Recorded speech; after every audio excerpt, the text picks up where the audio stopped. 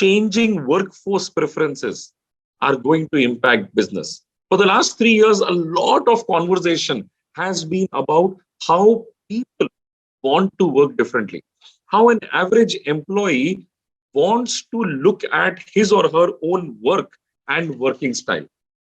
Little discussion has been on what happens to the employer, what happens to business, what happens to the organizations. Yes, there have been articles, HBR articles or the McKinsey articles written about it, but at the employee level, very little conversation. So let's talk to the leaders of tomorrow, the CXOs of tomorrow, on what the impact of these workforce preferences going to be on the future of work. Of course, let's begin with, we'll go just in the alphabetical order. So I'll pick up Jagdish first. Jagdish, I'm going to spotlight you along with me so that we are both visible on screen. Okay, where is my spotlight? Yes, both of us are here. So Jagdish, what is going to be your view? Like, what is your view on the most significant work, let's say, preferences that have changed for the average employee? So what are those workforce preference changes that are most prominent and will impact the businesses the most? Over to you. Good evening, Hemant. Good evening on all. See, until 2020, the familiar question in the interview was, why should we hire you? Right? You know what? The most common question the recruiters are asking these days: what is your flexible work policy? So, what could be your answer? Over the past 2 years, how many times have you heard that the times have changed or about the new normal? Um, there is no shortage of opinions about whether remote work is for the better or spells destructions for our businesses. So very recently, HSBC vacated its 45-story buildings in London. It's a massive sign of where the future, especially that of work from home knowledge workers is heading. On the other hand, TCS has seen a huge spike in the attrition rate after announcing that the employees must come to the work at least 2 days a week to the office. So hybrid working, which combines remote work and on-site, can have both positive and negative implications for employees and employers. Since I'm the first one who is talking for this topic, so I don't want to talk about the negative. So let me highlight the two positive implications for the employers. First one is the business continuity. See, hybrid work setup can improve business continuity during unforeseen circumstances like natural disasters or even the personal health issues. And the second one is enhanced employee retention. See, offering hybrid work options can improve employee retention by providing more effective and attractive work environment, right? So these are the two positive implications I'm seeing for the employees, but also on the employee side, I'm seeing two positive implications. It is purely increased job satisfaction and also reduced commuting costs. So, and I'm not saying which side I stand for. And of course, I believe I will get a chance to talk about it in the next rounds. Over to you, Hemant. Thank you. Thank you, Jagdish. It gives us an insight into how people are thinking and which way the sentiment is moving. And of course, we have to recognize that it's not, I mean, there's a lot of conversation about work from home, the preference for work from home, people wanting flexibility and all. But there is also this crowd.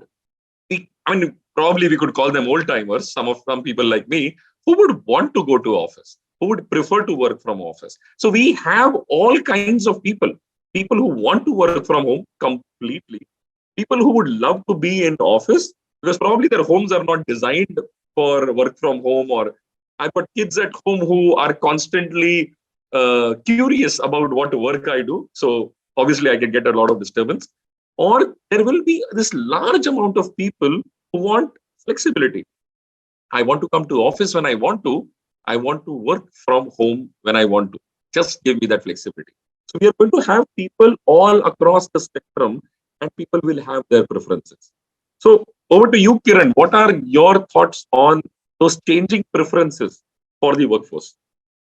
Yeah. So, Hemant, like as we know that people are thinking of more flexible work style. They wanted to kind of maintain their work-life balance. I would not say work-life balance henceforth.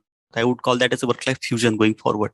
So people will still want it to be with family while they are earning money while working with some organization.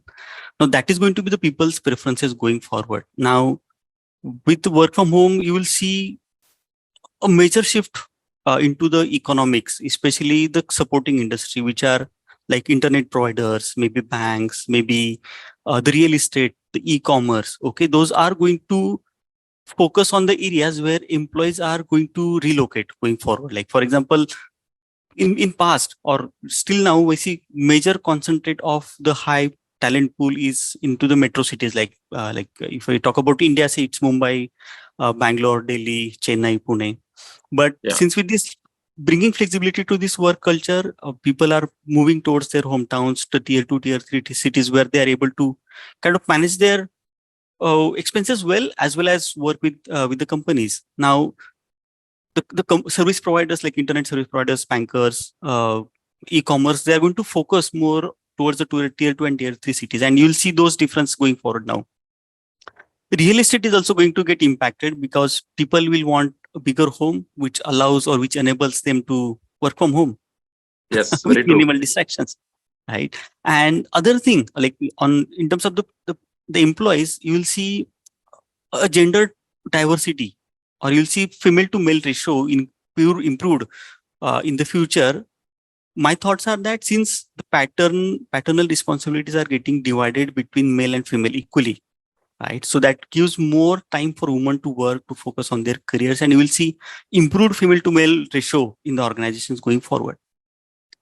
Yeah, those are, I'd say, the major shift I would see in near future, or rather, it has just begun in terms of the workforce preferences and how does that impact the industry where people are working as well as the supporting industry around those. Fantastic, fantastic. Thank you, Kiran. I think the gender ratio change because of these work from home preferences. I haven't heard of that conversation before, and I think it's a very interesting conversation to take up.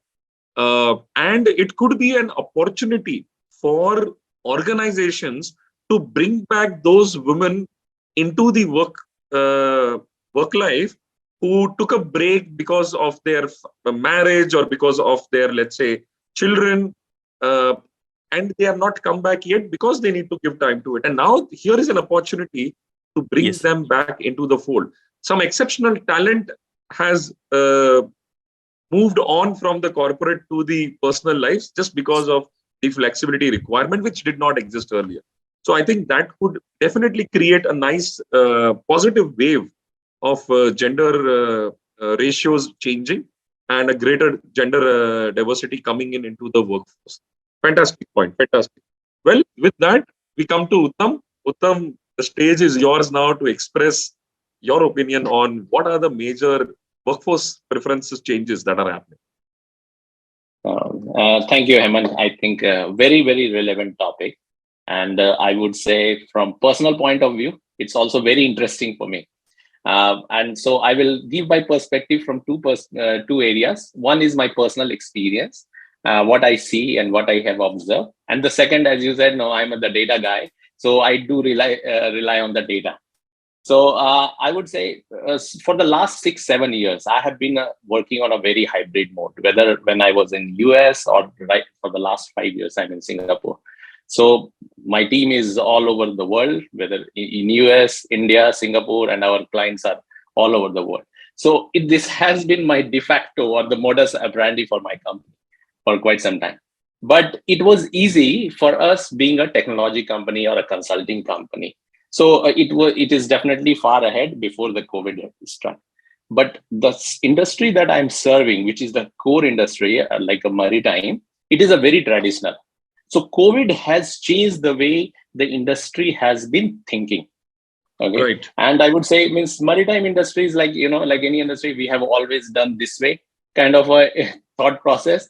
So COVID taught them how to think the way people work, right? So people started working from home, they started trusting, and things have changed over the period. Right. So if you ask me, from combining this personal experience along with what McKinsey, as you named it, right? So they said that right now, when they did a survey, they found that only 70% of the people are going back to office as compared to pre-COVID period. So this is a very important data, and this number is further decreasing every year, 1 to 2% every year. So what I feel is the hybrid work way is the way to go. This is what it is going, because people like flexibility. They have a better satisfaction in terms of employment, but at the same time, organizations are also benefiting. They are getting into more sustainable mode. Their employees are happy, and they are not restricted to a particular location in terms of doing business. So from my point of view, if I combine these two, personal and the data, I still feel the hybrid is the way to go, and it is happening for the better future. That's what I would say.